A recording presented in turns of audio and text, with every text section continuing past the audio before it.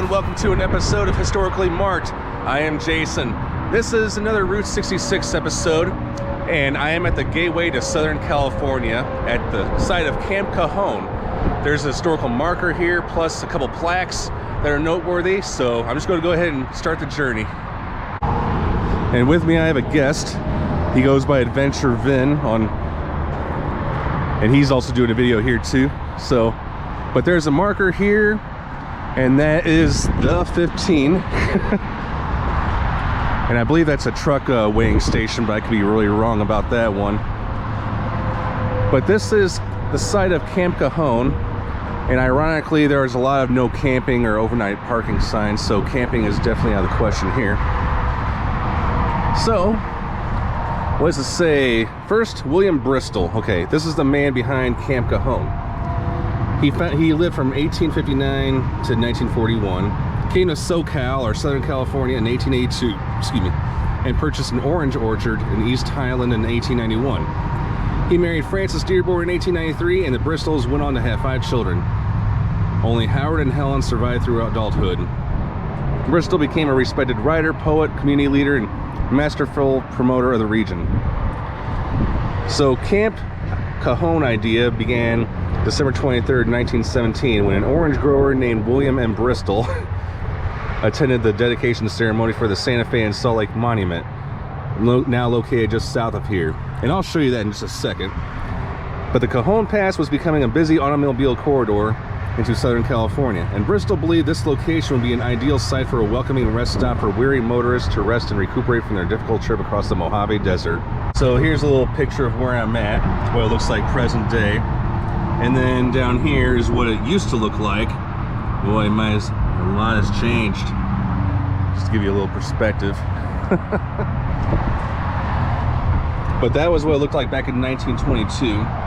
It was built on the National Old Trails Road, the United States' first ocean-to-ocean highway, which opened in 1913 to serve the newly motorized American population.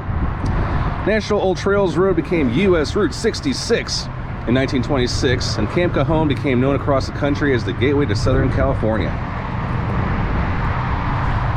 And here's what the dedication ceremony looked like. On July 4th, 1919, the crowd cheered when a huge flag was lifted to unveil the entrance monument, which was a handcrafted stone spire covered with patriotic poems and commemorative musings. The monument became a landmark and a favorite photo stop for travelers coming into Southern California. So that one was built in 2019, so that's not actually the real thing, but it was rededicated in 100 years later, July 4th, 2019. So pretty cool. And then they had a lot of tables, and we're going to be seeing a couple of those. But Camp Cajon became a well-equipped auto camp, complete with picnic, cooking, camping, and entertainment facilities. Bristol came up with the idea to have sponsors donate items such as picnics, tables, stoves, barbecue pits. Each sponsor paid to have a cast iron tablet with a promotional inscription of their choice placed on their donation. And we're going to be seeing one of those too. And down here, the Camp Cajon facilities expanded to both sides of the highway when organizations like the Elks Club, the Mission Inn, and the Santa Fe Railroad, among others, built unique outpost buildings on the hillside. Traffic on Route 66 increased dramatically, and highway officials had to relocate some of the camp's facilities to accommodate road widening. And then down here, there was a flood here. 1938 severely damaged the facilities at Camp Cajon, as well as homes, businesses, and infrastructure throughout the region. Faced with the cost of rebuilding the camp and the urgent need to widen Route 66, county and road officials decided to close and abandon Camp Cajon.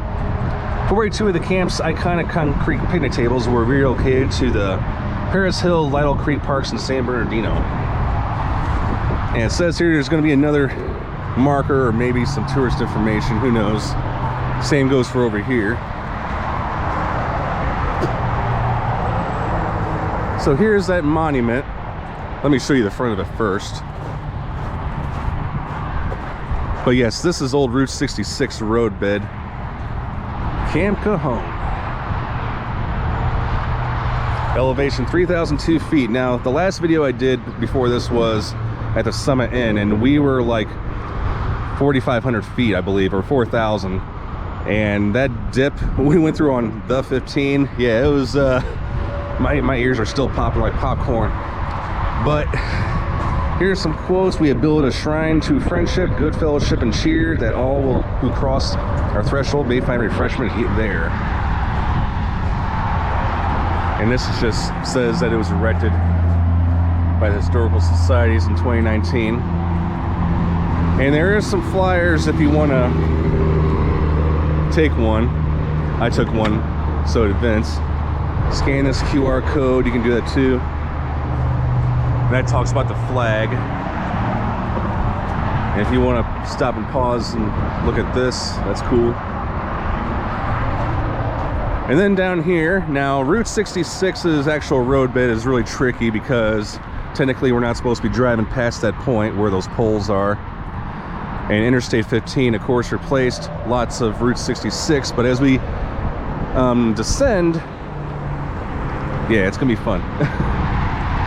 Here's one of those picnic tables, and here is an actual sponsor, the Lucerne Valley, land of abundant and shallow water. And then here's that monument. Now this was not dedicated here, this was moved here at a certain point. But the Salt Lake and Santa Fe Trail, 1849, erected in honor of the brave pioneers of California in 1917 by pioneers. Really cool.